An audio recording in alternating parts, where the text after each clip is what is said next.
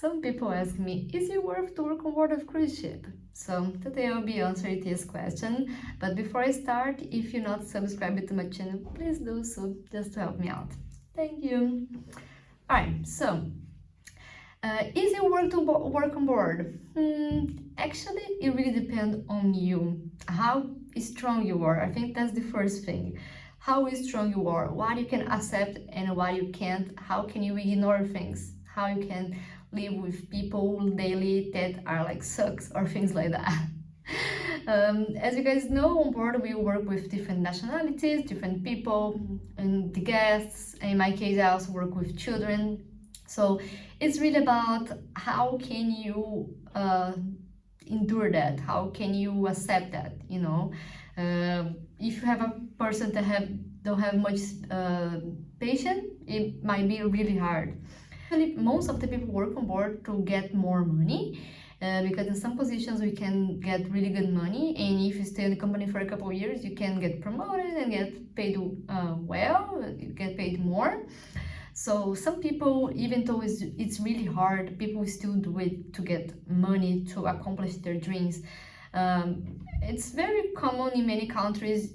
We can't buy a house, we can't buy a car because we don't get paid enough in our positions on land. So if you have a dream and you can stay working on board, go through, you know, like I encourage you, but go knowing how you're gonna go through. And doesn't mean that it's going to be bad for everybody. My experience was challenging, but some other people, they did like amazing contracts.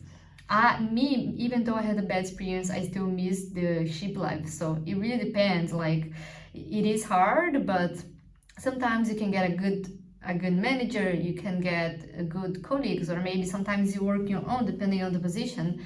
It's not many positions that you can work your own, but maybe you get one of those.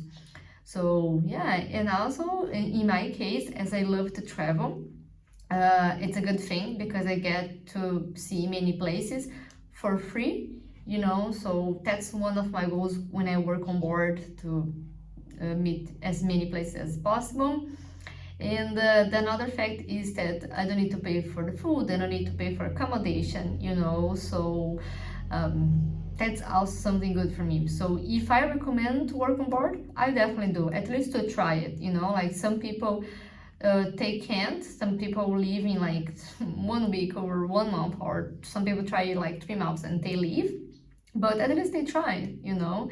Especially related to the money thing, like it can be really, really good. So I do recommend, but my advice is go knowing that it might be difficult, it might be challenging, and you need to be very, very strong, you know. Each person has a different personality. Like some people go, but they have like a psychologist, or some people have like medicines, like control medicines. So you can still try it, but I don't really recommend for these people because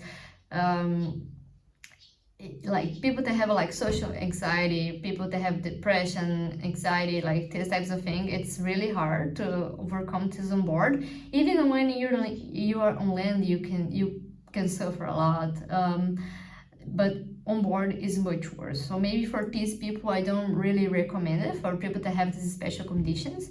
But for the others, I mean, try it, you know, like you just see if you experience. And I recommend it. Yeah, that's it.